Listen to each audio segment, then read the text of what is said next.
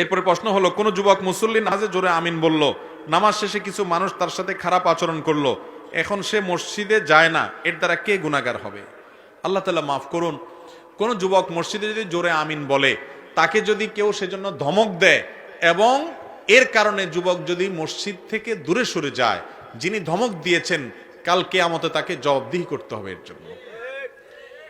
নবী করিম সাল্লাল্লাহু আলাইহি ওয়াসাল্লাম তার থেকে নামাজে সূরা ফাতিহার পরে জোরে আমিন বলাটাও বিশুদ্ধ হাদিস দ্বারা প্রমাণিত, আস্তে আমিন বলাটাও নবী করিম সাল্লাল্লাহু আলাইহি ওয়াসাল্লাম থেকে প্রমাণিত। তো কেউ জোরে আমিন বলার উপরে যদি আমল করে, সেই মর্মে হাদিস আছে, একটা হাদিসের উপর আমল করেছে সেই লোক, সে জোরে আমিন বলাতে হয়তো আপনার অ্যাটেনশন, আপনার অভ্যস্ত না জোরে আমিন শুনতে, আপনার হঠাৎ করে মনোযোগে ব্যাঘাত হয়েছে বা আপনার অসুবিধা ফিল হয়েছে, সেজন্য আপনি তাকে ধমক দিতে পারেন না। সে একটা হাদিসের উপর আমল করেছে, তাকে বের করে দিতে পারেন না।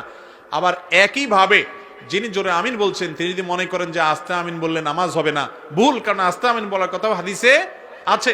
আর যেখানে জোরে আমিন বললে আশেপাশে মানুষ তারা অভ্যস্ত না, তারা এটাকে ভালোভাবে নেয় না, সেখানে আপনি আস্তে আমিন বলেন। সেখানে জোরে আমিন বলার কারণে সমাজে বিশৃঙ্খলা হবে, আপনি নিজে মনে কষ্টের মধ্যে পড়বেন।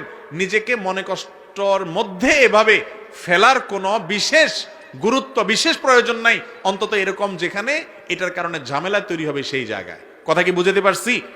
কিন্তু আমাদের সমাজে বড় দুঃখের কথা, যুবক ভাইয়েরা কেউ মসজিদে আসছেন, নামাজ পড়ছেন, তিনি হয়তো রফে দেন করেন, আমিন জোরে বলেন, এটার সপক্ষে দলিল আদিল্লাহ সপক্ষে বিপক্ষে আছে, অনেক বিতর্কের বিষয়, সেটা তো আরেক আলোচনা। কিন্তু নামাজ তো পড়ছে সে, তাকে যদি ধমক দিয়ে মসজিদ থেকে দূরে সরায় দেন, তাতে শয়তান সবচেয়ে বেশি খুশি হবে। ঠিক না ঠিক?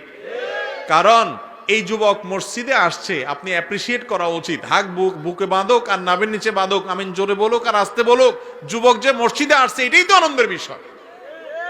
অতএব তাকে অ্যাপ্রিসিয়েট করা উচিত। আল্লাহ তাআলা আমাদেরকে প্রত্যেকটা কাজ সুন্নাহসম্মতভাবে করার তৌফিক দান করুন।